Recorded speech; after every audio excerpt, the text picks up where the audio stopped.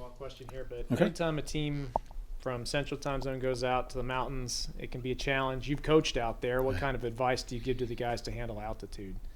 Oh, I don't think it's near as big a factor. It's a marketing ploy out there, I think, a little bit. I think you got to hydrate.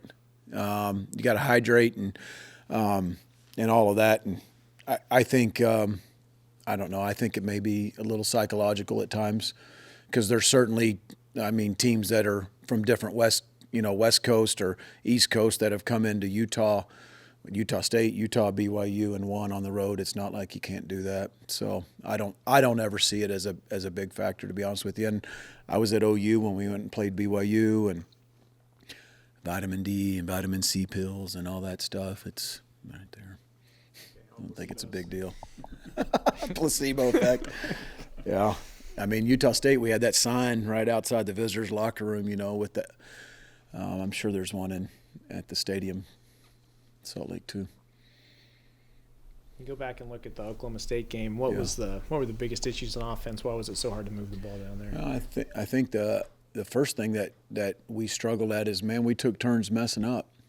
Avery had a couple, and then we had a drop ball, and he had a missed throw, and then we'd allow penetration in the second puller in a gap scheme. Can't get around a penetration, and it's a TFL.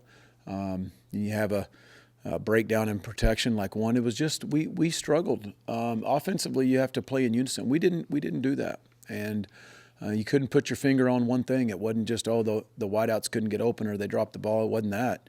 They had a couple drops, but they made some really good catches. It wasn't just Avery. He made some great throws in the second and third quarter. I was just proud of our resolve as the game went on. How we played on fourth down was a positive. How we continue to fight and find different ways to run the ball, especially in between the tackles late in the game. And so I was really proud of the guys for that, although it wasn't a pretty effort. Overall, it wasn't.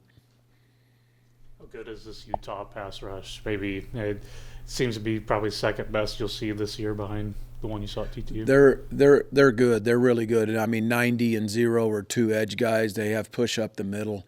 They're always big in interior at Utah, but I mean 0 and 90 can come off the edge. I see 15 coming off the edge. They're big. They're long. So they present some issues there. They're good players. What else does this defense do that jumps out to you? They're very, very well coached. Schematically, you don't see them out of position very much. They play a ton of man, a lot of pressures, zone pressures, man pressures.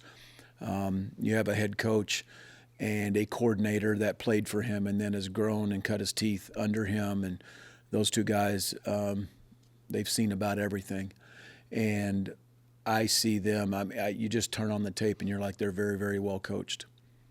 How do you keep the offense going without Jace in the lineup? I think the biggest thing for us is find ways you got to convert on third down. I think the third down is a big part of the game. In getting a new set of downs. You're not going to replace Jace Brown. He was our most explosive wideout with the most speed. You don't replace him. And so I think you've got to find different ways to move the ball. And that'll be a major challenge against these guys. But I think the key for the whole offense is, man, we got to find a new set of downs. We got to get to third down and be able to convert.